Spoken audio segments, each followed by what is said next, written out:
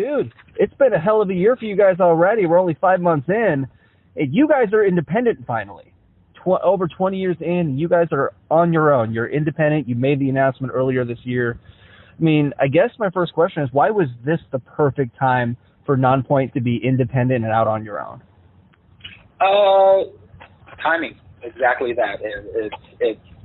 We had the opportunity in the pandemic to try some stuff out. Okay. We have our fans that we can really depend on, and we put together the right team. Awesome. I feel like that was enough to really, decide that independence was a good idea. Awesome. And then the decision to do like the docu-series, like the mini-series with the videos and everything, like this is a monumental event at this point in the career. So I can't think of a better way for you to really,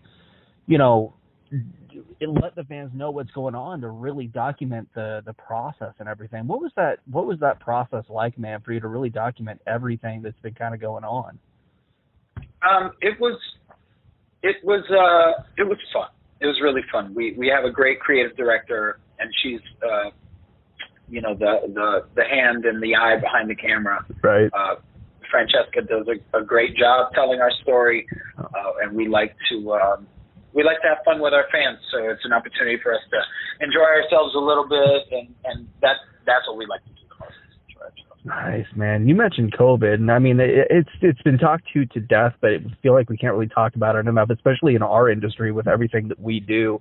Like it literally affected everything. You mentioned COVID earlier. Like, how much did the last year with 2020 play a role in you guys wanting to go independent and do things yourself and really be your own bosses? I mean, COVID changed the way everybody does things, man. Yeah, it really does. A lot of people said, and mystics even said, that there was going to be a grand awakening in our consciousness across humanity. And I'm not trying to get all love and light on nobody at all by any means, but it's interesting to watch an entire species get affected in such a similar way that we all, basically became Bear Grylls, where we're all like, what are we going to do, man? Are we going to have to drink this water out of this camel's hump? Is this where we're headed for the rest of our lives? And that there was that big question mark over the industry's head, and we're watching radio stations and venues, and everybody's closing doors, and at that point you're just like, hey, all you got's you, so let's take care of you. And that's what we decided to do. Yeah, especially when with even not even major labels, any labels have so much control over everything. If they're not doing anything, if you're not in control of your own like narrative, like you want to do stuff but you can't. So like, what better time to really like make yourself your own boss finally than a time like this? Because look, if you want to release music, you can release music right now. If you want to go on the road, if you can find a venue that will book a show, you can go on the road and not have to have that input from like 20 different people at a label. Because I've never been on a label, but I would assume that could bog you down and just get old after a while when you're constantly like not really the one that makes the final call on a lot of things. Well, those mechanisms and those channels and those teams are in place, and they work amazingly when dollars are there and time is there, and the roster is high and tight, and not spread out. And it's different with every label. Some labels work great, and every artist on the label loves it, and no matter what the share is. But some labels are what you say. It's a hard machine to get moving. I said on an interview earlier that, I'd love to have this conversation, but I can't because somebody's on vacation for 2 fucking weeks. Like, what, really? I can't. Okay, I got to wait 2 weeks, and that puts me 2 weeks behind. That's a half a month. Yeah. And then all of a sudden now I'm in the fourth quarter. Oh, we don't drop music in the fourth quarter, and blah, blah, blah, blah. Like, all these excuses spiral into something that you're like, well, if we got on the phone Monday, we could have fucking handled this, man. It's like, so that's those are things that we just decided that we'd rather just take the risk and roll the dice and throw it on our back and see what we can do. And it's gone well so far, man. Like Ruthless has dropped, it's out, and it was horrible. It's doing horrible. I can't believe it. I don't know what's going on. Nobody knows the song. We're picking.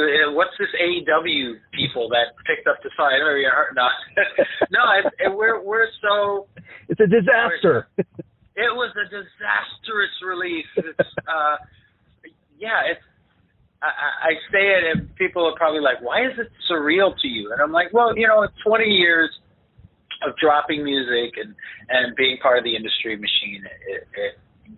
There's certain constants and certain things that you expect. And, we've kind of been in our lane for a good 20 years, and we've had, shining moments here and there.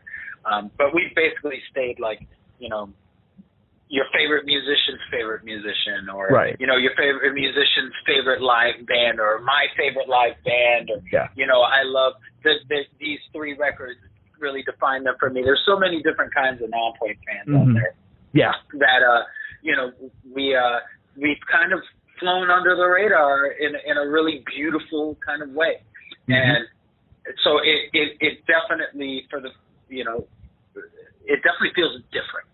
Yeah, definitely feels different right now with Ruthless, and we knew that the song was a good song when we finished it up. We were like, yeah, man, this is a banger. Let's go with this one first. It was like easy to figure out, and in that sense, but to get this kind of reaction, I gotta say, I feel lucky. Yeah. And like AEW, dude, like I don't know if you guys are wrestling fans, but when a wrestling promotion like AEW or WWE picks up a song and makes it the theme song to a show or a match or a pay-per-view, like it automatically puts that song on another level, because like a whole nother audience is finding the song. And dude, that show was insane to have Ruthless on, man. It was Rob and I were fans of wrestling when we first were introduced to each other. That was one of the things that him and I, we felt a kinship to. It's right. Watching WWF way back in the day, watching, I said this the other day, watching Hulk Hogan raise Andre the Giant on the top of his head, and watching hearing, and knowing the Road Warriors are about to come running down and just no bell, no nothing, pulling off the shoulder pads with spikes on them to go in there and just whooping ass. It was.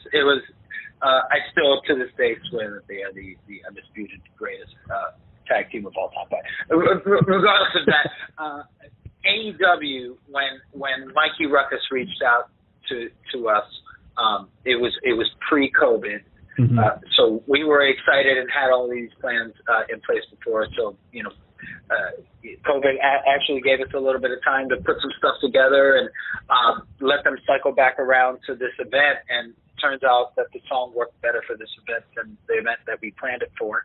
Yeah. And we had such an amazing time working with their team that my love for wrestling is still there, and I can't wait to get the call again from them and to do another. That's awesome. And like we said earlier, you didn't have to call like they didn't have to go through like a million different channels to get it. Like they called you guys, and you're like, let's fucking do it.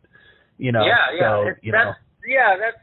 too. That's part of the the luster behind running your own label and having those kind of channels open and people feeling that freedom to reach out to the band. If you're listening right now to this interview and you want to get in touch with the band, just reach out. There's socials. All of our messaging is open. Just reach out to the band. Let's talk. Yeah, absolutely. And but the one thing that comes with being out on your own is a lot more work goes into it, though, because you don't have all of those people handling a lot of stuff. You're doing a lot more stuff than you normally would, I think. So to have stuff like AEW and Octane start spinning that song right away has got to be a godsend, because it's man, it's already it's right there. That's got to be a huge load off your back right there, especially with Octane, who's always been, man, XM is so good to so many bands, dude. They're so awesome. They have been a champion of Nonpoint since we first set foot in their doors, and they continue to be. Their entire DJ staff is amazing. Jose and Grant and Shannon and everyone there just is outstanding. So we love Octane. We love all of the platforms that play our music. We try to have a relationship, if not have already established a relationship with them over the past 20 years. People know that we're just here to write our music and to enjoy ourselves. And you guys are going out on the road. You guys have some festival dates that have been announced, man. You guys are on Blue Ridge Rock Festival, Rebel Rock Fest, man. Remember, I've seen you guys a bunch of times, but seeing you guys at the first Louder Than Life Festival back in 2014 was so fucking awesome. I wish I could see you guys on some of these festival dates this year, because, Nonpoint at a festival, destroying that crowd is the best sight ever, man. How excited are you guys to have festivals back? Because it's a whole nother animal, man. It's an experience. It's my favorite. It's my favorite. It's my favorite experience next to writing music. Yeah. Playing a festival show. It's the energy that you get from a crowd. It's seeing, it's measurable. Mm-hmm. It is hands down measurable, the amount of connection that you make with an audience of that size. So it's a gas, and it's really what I live for. Yeah, where else are you going to find 40,000 metalheads up at 11 o'clock in the morning with that much energy, throwing it down until midnight, man? It's oh my god. Started drinking at 6. Right? So they were ready. Right? Exactly, man. I'm so glad we have tours back. Is there any trepidation or caution with you guys as far as going back out and playing shows for the first time and however long it's been? We're backed up. We're good. Backed up. Good. Yeah, we're backed up and ready to get our sax touched, I guess.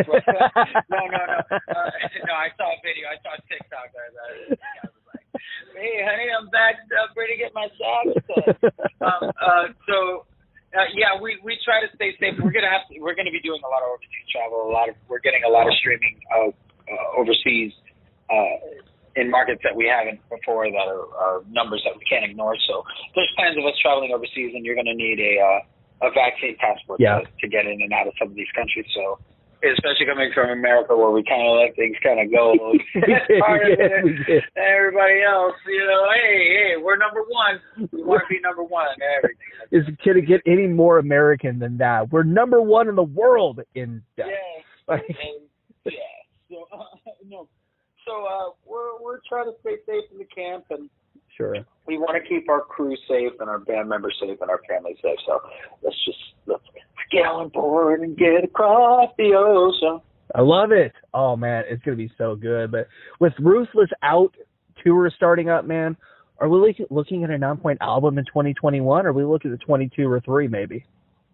We have the 3 EPs that we're going to drop in succession, and then we'll have a conversation about that. we want people to enjoy Ruthless. Yes. It's sort of like Silk Sonic, Leave the Door Open. It's don't ask me about the album. Just enjoy, leave the door open. Be thankful we have what we have. Enjoy it. Let it sink in. Let it just chew on this for a minute. Just sit back, let it wash over you, and just enjoy the Ruthless for the Ruthless. I love it.